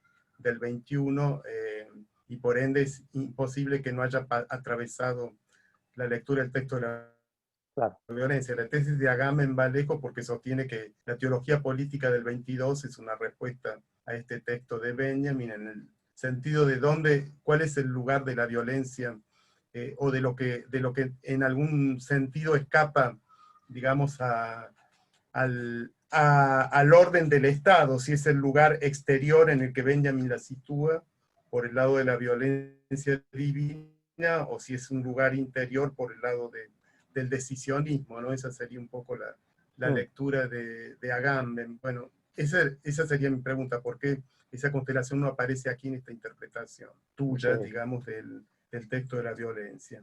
Y luego tenía también una pregunta a Paula. Me gustó mucho, digamos, la exposición y la crispación dialéctica entre Benjamin y Heidegger. Digo dialéctica porque a su vez trazas algunos posibles puntos de articulación infines sobre la cuestión del tiempo.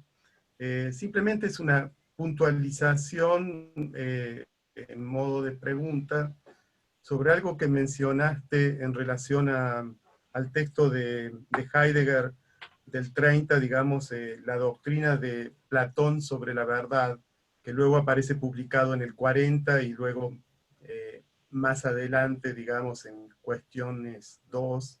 La pregunta sería, vos bien decís que allí Heidegger hace responsable al concepto de idea de Platón, en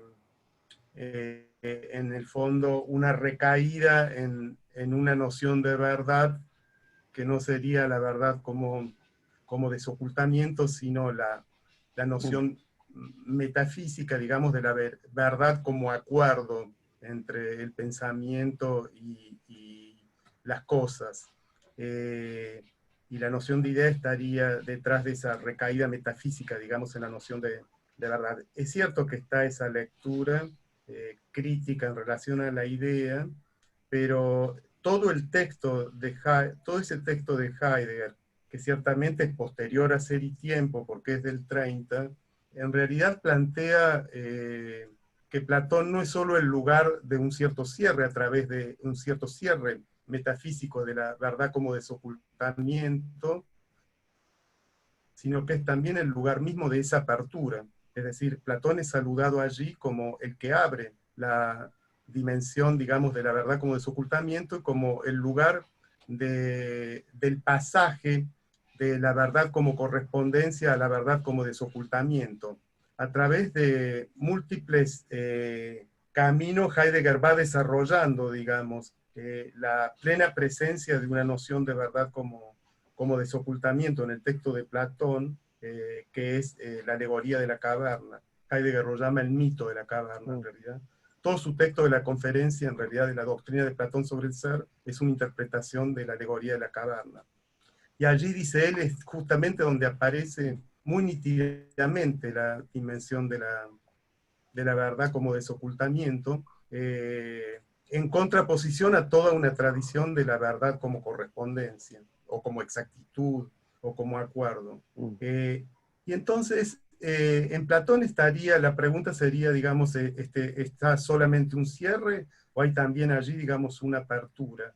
Y el tema de la idea, la pregunta sería, ¿la idea queda destituida, digamos, en esa lectura que hace Heidegger, o más bien lo que él plantea es que la visión de la verdad como desocultamiento que Platón está abriendo, la idea quedaría como segunda instancia y no como primera instancia, es decir, que la idea merece todo su lugar en esa arquitectura de la verdad como desocultamiento, salvo que no puede ser justamente la fuente de la verdad. La fuente de la verdad estaría en realidad en esta figura del desocultamiento, y la idea cumpliría ahí, digamos, una instancia derivada, no originaria. Es lo que plantearía Heidegger, ¿no? Bueno, simplemente te quería preguntar eso. Me pareció que señalaste también, digamos, porque allí justamente el viraje, ¿no? Es decir, en ese viraje de Heidegger, parecía, digamos, de la verdad como de la intencionalidad. La categoría de intención que cumplía todavía en ser y tiempo un lugar prominente, junto a la idea que él hereda de la fenomenología, de la intuición categorial. Luego del viraje, la dimensión de la intencionalidad parece quedar como relegada de la idea de verdad como desocultamiento, y de una dialéctica entre ocultamiento y desocultamiento en relación a la historia de la verdad y del ser. Entonces, ahí, digamos, la pregunta sería, ¿no hay ahí un posible acercamiento a Benjamin y a su noción del Trauerspiel, y de antes del Trauerspiel, del lenguaje como una dimensión justamente no intencional? Es decir, no hay un puente posible entre un Heidegger que Benjamin no conoció y un Benjamin que nosotros sí conocemos. No sé si Heidegger lo conoció, que es el joven Benjamin, digamos, hasta el Trauerspiel. Gracias. ¿Quieres empezar, Paula, o yo? Dale, respondo entonces. Gracias por la pregunta, Francisco. Sabes que sí, había pensado lo de la ausencia de la palabra mesiánico. Más bien la había remarcado, pero no la pensé mucho. Pero ahora que lo mencionas, sí me doy cuenta que hay algo a lo que sí le había dado una vuelta, que tiene que ver con con el efecto, no sé si voy a usar la mejor palabra, pero con el efecto que generaría la violencia divina con respecto al tiempo histórico. Y Benjamin dice que esta ruptura con la ley de oscilación, con el círculo mágico de las violencias ligadas al mito y al derecho, abriría una nueva época histórica. Y la fórmula interesante, porque de algún modo nos permitiría confrontarla con el mismo trato que tiene con el trato que tiene Benjamin con respecto a lo mesiánico en el fragmento teológico político, ¿no? Entonces, en ese sentido, tendría que decir que la violencia divina, tal como la plantea al final del texto de Crítica de la Violencia, no sería el Mesías, si su efecto es abrir una nueva época histórica, porque por definición, mientras haya historia, el Mesías todavía no ha llegado. Pero por otro lado, sí tiene relación con lo mesiánico, y eso también lo habilita el propio fragmento teológico político, porque de algún modo refiere al orden profano de lo profano, ¿no? Y a la posible, es decir, a una posible ruptura dentro del orden profano, que de algún modo hay ahí algo que llama intensidad mesiánica, si mal no recuerdo. Ahora bien, no me atrevería a asegurarlo como respuesta, digo, como es lo primero que se me viene a la mente, usando las definiciones que el propio Benjamin da, ¿no? Si el Mesías es el que termina con el acontecer histórico, ¿cómo se explicaría que la violencia divina abre una nueva época histórica? Entonces, efectivamente, hay una cuestión ahí con el uso de los términos, que da para confrontarlo a Benjamin con Benjamin, ¿no? Entonces, tomando como referencia sus propias referencias. También, efectivamente, tendría que, tú lo señalas muy bien, la elaboración del concepto del tiempo mesiánico ya está, viene de antemano dado. Evidentemente, si no lo usa ahí, podría pensarse que lo hace de un modo consciente. Pero bueno, es una respuesta provisoria. Me parece que habría que viste ahí en algo muy, muy sensible con respecto al texto y que habría que verlo. Y sobre la ausencia de Schmitt y de Agamben, sí es una ausencia de Agamben, deliberada, en el sentido en que en el momento de plantear o mi entrada al texto de Benjamin, sobre la violencia, pasó también, por supuesto, por Agamben. El problema que tuve con la lectura y con el dossier esotérico, el diálogo esotérico con Schmitt, es que nunca me habilitó a otra cosa que no fuera confirmar o repetir lo mismo que estaba él señalando. Entonces, más bien, es un problema con lo que habilita o deshabilita la lectura de Agamben. Y me parece, es una opinión, puedo estar equivocado, pero hay como una cierta clausura, siento, ¿no? en ese texto con respecto a dejar, como si viene una propuesta, es una hipótesis, podría haber habido este día Schmitt, haber respondido a Benjamin, no me disparaba pistas con respecto al problema de la huelga general y cómo estaba leyéndolo, es mientras el texto, cómo estaba leyéndolo Benjamin a Sorel, que en el fondo lo que yo había captado ahí es que Benjamin lee a Sorel con ciertas contradicciones, ¿sí? Con ciertas contradicciones, por lo pronto la más fuerte era la del mito. Para Sorel la huelga general revolucionaria es un mito, y ya sabemos la carga negativa que tiene en la crítica de la violencia. No voy a ahondar en eso, pero simplemente la ausencia de Agamben Schmitt es una ausencia que para mí se me viene dando desde que empecé a trabajar el tema de la crítica de la violencia desde el tema de la huelga. Eso. Paula. Y gracias de nuevo por las preguntas.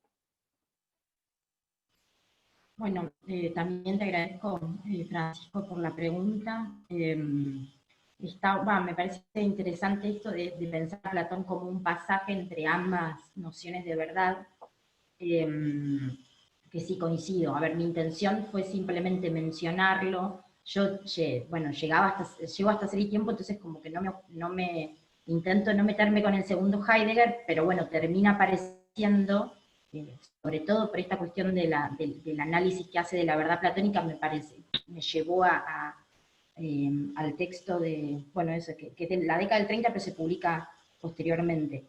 Yo creo que sí, que efectivamente hay como no es que Heidegger rechace completamente la noción de idea, hay una recuperación de la noción de idea.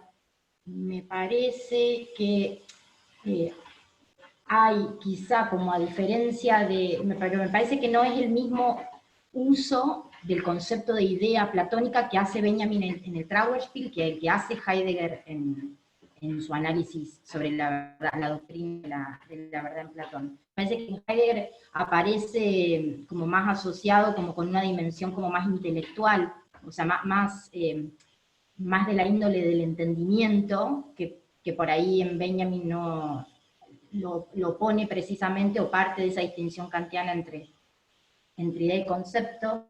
Yo creo que después cuando vos me mencionabas lo que sucede con la categoría de intencionalidad en el segundo Heidegger, o sea, en el Heidegger después de la Kere, que sí, que yo por ahí, bueno, en el saltearme la introducción y contarla más oralmente, hay efectivamente, cuando yo hago el rastreo de los trabajos sobre el lenguaje en Benjamin y Heidegger, lo que suelo encontrar, ahí está como la tesis, un poco la hipótesis que ensaya Adorno ya en el 8 creo que es, que dice que el joven Benjamin adelanta cosas del segundo Heidegger. Después fui encontrando dos tesis doctorales, una es una tesis doctoral de Simon Sparks, y otra es un artículo de Hans Ruin, los dos son de 1999, el de Ruin se publica en la revista Research in Phenomenology, y los dos intentan hacer precisamente como un vínculo entre el texto del joven Benjamin, sobre todo el texto del lenguaje, sobre el lenguaje en general, y el Heidegger, el segundo Heidegger, digamos, el tratamiento de un lenguaje, digamos, separado de esta metafísica de la subjetividad. Yo un poco el desafío que intento hacer es juntarlos en el mismo momento en que ambos están escribiendo. Pero efectivamente creo que si es posible establecer vínculos en torno al lenguaje, sobre todo si es concentrándome como en el joven Benjamin y en el Heidegger después de Laquere. No sé si un poco respondo, pero bueno, de todos modos, gracias por las preguntas que siempre son sugerentes. Buenísimo. Bueno, ahora hay dos, están anotados Luis y Anabela para hacer algunas preguntas. Les propongo que cerremos con las preguntas de Luis y de Anabela. O sea, primero hagan las preguntas, luego las respuestas, y hacemos una pausa más breve de 2 minutos y volvemos. Pero en principio las preguntas, claro. Bueno, ¿cómo va? ¿Qué dicen? Bueno, siempre los lunes la verdad son re complicados para mí en lo doméstico, así que de vuelta son preguntas un poco precarias, porque quizás hubo alguna mención mientras iba al club y escuchaba la conferencia por el celular con los datos, pero es una pregunta para Carlos y una para Paula. Para Carlos, si vos en tu tratamiento, en tu volver una y otra vez sobre el texto de Benjamin, sobre la violencia, y tu simultáneo dirigir una revista sobre materialismo antropológico, ¿no has hecho el vínculo en relación con esa mención que Benjamin hace a la técnica? Porque de alguna manera la crítica de Benjamin al derecho y su reivindicación de esta justicia ligada a la violencia divina estaría asociada a la distinción benjaminiana del Benjamin de los 30 entre primera y segunda técnica, que es una distinción, me parece, troncal del material antropológico. Eso por un lado, concreta y breve. Por otro, que esta idea sobre la que me parece que no, por eso, capaz que no escuché del todo bien, pero sobre la que no volviste, ¿se me escucha bien? ¿Sí? ¿Me escucha bien? ¿Sí? Sobre la que no volviste. Perfecto, yo sí el tema por de lo menos. la conocibilidad de la violencia, sobre todo de la violencia divina, y que se me ocurría, bueno, se me vino el título, digamos, del texto de Jesse sobre la cognoscibilidad de la fiesta, porque de alguna manera entra una problemática afín, ¿no? Que es, de alguna manera, la cognoscibilidad del acontecimiento, ¿no? De aquello imprevisible, aquello respecto a lo cual, una vez que intentamos reconstruirlo retrospectivamente, dejamos de poder asirlo. Y en ese sentido, ya que estuvo tanto Kant, me parece que la apuesta del Benjamin, tanto de los 20 como de los 30, que creo que es la apuesta central del materialismo antropológico, tiene que ver con otro concepto que se sustraiga, digamos, escucha, me dice que mi conexión es inestable. ¿Sí? Patinado un poco lo ¿Sí? último, pero dijiste lo de la apuesta central. Entre sensibilidad y concepto. Una manera de pensar la relación entre sensibilidad y concepto en Kant, de manera Benjamin intenta sustraerse a esa dicotomía entre inmediatez y mediación, planteando la categoría, la noción de medialidad o de medium. El medium no es ni inmediatez ni mediación, pero que quizás sea precisamente la clave de la cognoscibilidad de la fiesta, ¿no? O sea, de ese momento de interrupción, que es la fiesta para Jesse, o que es, digamos, la violencia divina, si la asociamos con el mesianismo, como un poco sugería la pregunta de recién.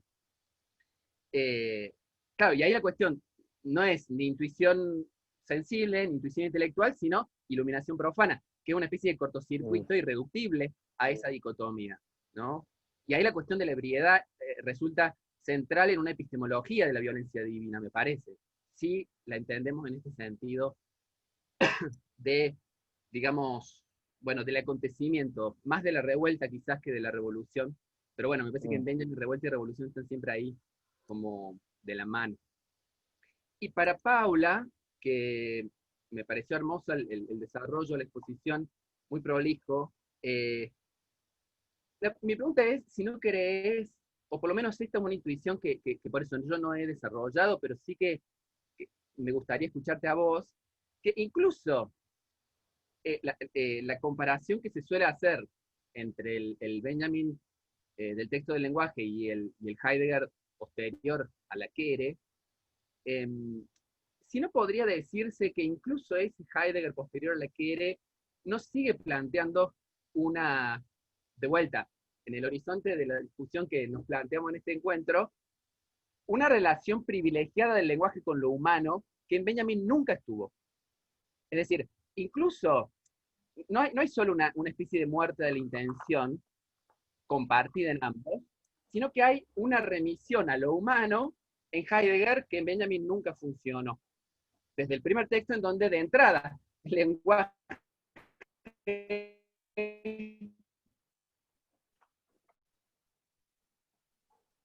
no está referido solo al hombre, sino que está el lenguaje de la naturaleza hasta el lenguaje de lo humano.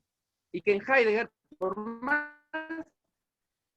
que la Quere implicó una ruptura con ciertos subjetivismos del Dasein, sin embargo,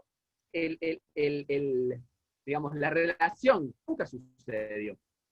Entonces ahí incluso el Heidegger de la Quere, digamos, quedaría por atrás, por lo menos para un debate ligado a una lengua, digamos, de las cosas, por decir así, que en Benjamin es impensable en Heidegger, ¿no?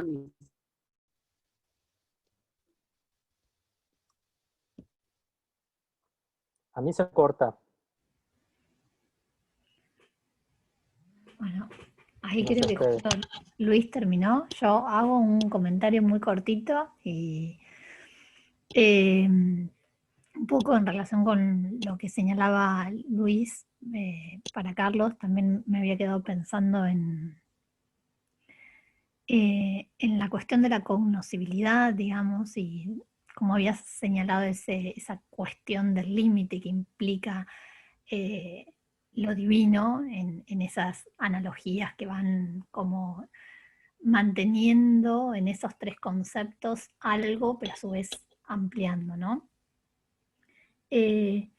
Y no sé, preguntarte como una inquietud, porque es algo que no sé, que lo pienso así, pero que no tengo ninguna certeza.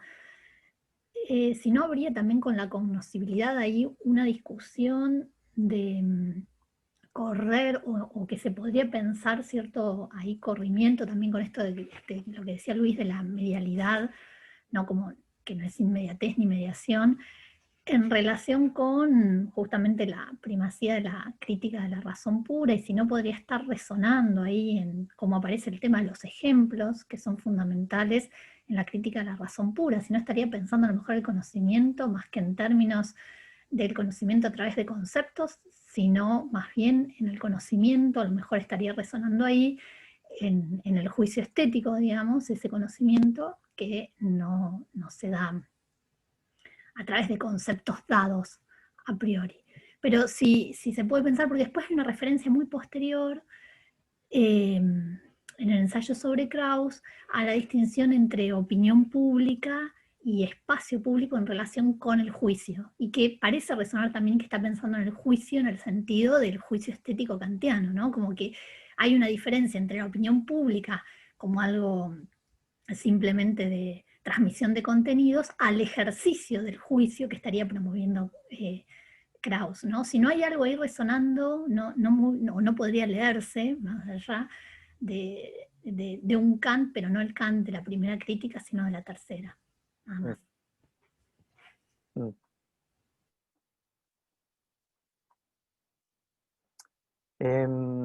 ¿Respondo? Dale. Bueno, gracias Luis y Anabela por las preguntas. Ahora sí que estoy en aprieto, pero voy a tratar de ver qué puedo pensar, porque también se me fueron iluminando cosas mientras ustedes me hacían esas preguntas. Por lo pronto, con respecto al vínculo con la técnica de los medios puros, sí, o sea, definitivamente ya o sea, está la relación, digamos, conocida con respecto al proyecto de trilogía política en el cual se inserta para una crítica de la violencia, ¿no? En la cual este ensayo habría sido un momento, el segundo, si mal no recuerdo, y en el cual estaba proyectado una lectura de Sherbart, ¿no? De Paul Sherbart, de Les Avenirs.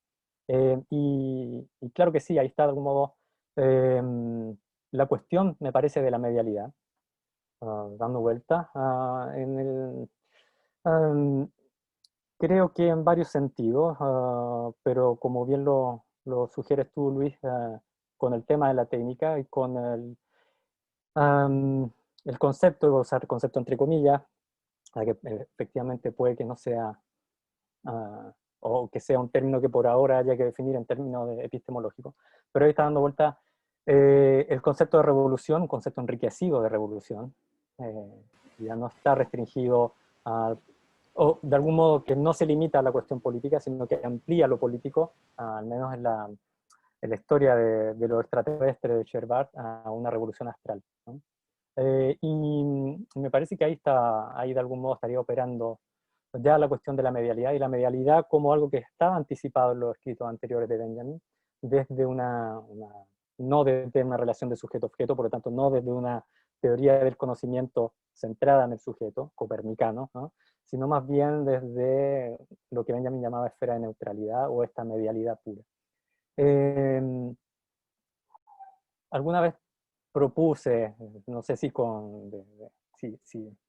si tenía sentido o no, pero propuse la imagen de un poema de Nicanor Parra, que es el proyecto de tren instantáneo entre Santiago y Puerto Montt, ¿no? Lo digo muy rápido, es un tren que está, el último carro está en Santiago y Puerto Montt a 1000 kilómetros, está la locomotora y el tren es un tren que tiene como largo 1000 kilómetros, y cuando te subes en Santiago ya llegaste a Puerto Montt.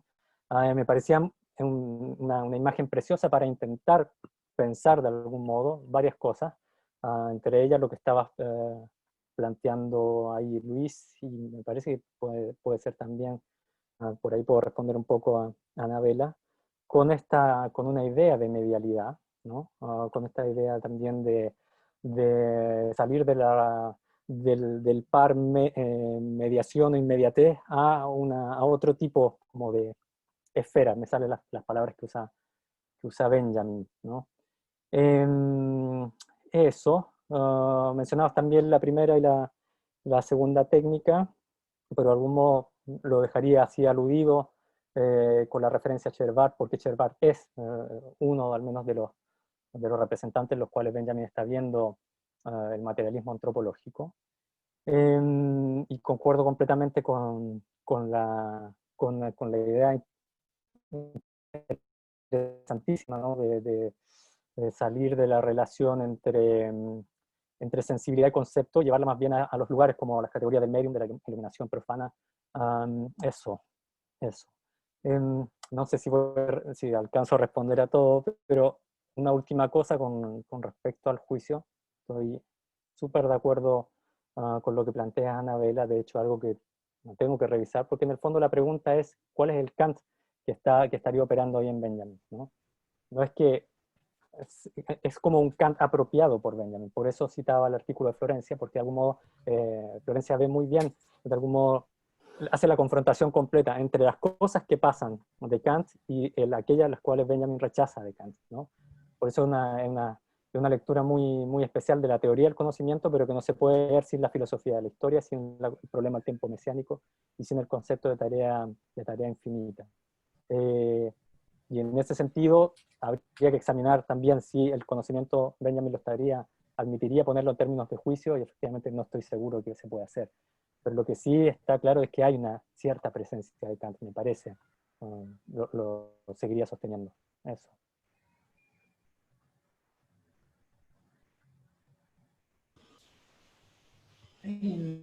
¿Respondo yo? Bueno, Luis, gracias por la pregunta. También, bueno, al igual que la pregunta de Francisco, parece que, bueno, me ayudan a mí, digamos, las preguntas.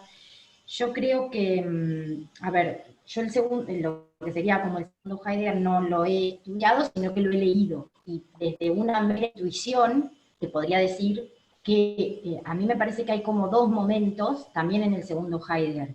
El primer momento, que vendría a ser más en la década del 30, yo creo que ahí hay un intento de Heidegger, sí de desembarazarse del sujeto, pero sobre todo de pensar en una dimensión del lenguaje que no sea comunicativa, o sea, hacer un uso del lenguaje que no comunique y que no signifique.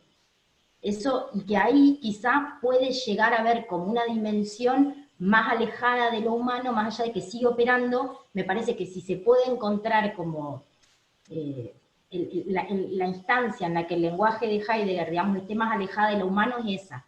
Porque después, en los 50, como que él vuelve a hacer una relectura, y estuve leyendo hace poco los seminarios de Solicón, que son los seminarios que él dicta a fines de los 50 y de los 60, más en discusión con psiquiatras y psicólogos, donde ahí aparece como una reutilización de la analítica del Dasein. Él vuelve en cierta forma a reivindicar el Dasein, no como lo hace en Ser y Tiempo, pero sí sigue, o sea, sigue operando. A mí me parece que la dimensión de lo humano nunca termina de desaparecer en Heidegger, es parte del planteo de Heidegger, y no creo que él reniegue de eso. Sí puede llegar a renegar del sujeto metafísico, pero no de lo humano, me parece a mí. Esto desde mi intuición.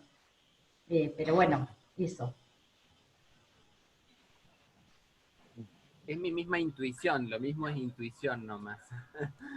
Pero va en el mismo sentido, digamos, ¿no? Pero no es irrelevante porque los puntos de contacto son muy fuertes y sin embargo esa es una distancia, uno diría, infinita. Claro. Bueno, gracias por las presentaciones, por los comentarios. Les proponemos ahora que hagamos un corte sin cerrar sesión de 2 minutos para cargar agua, ir al baño, etc. Y volvemos. Gracias. Gracias.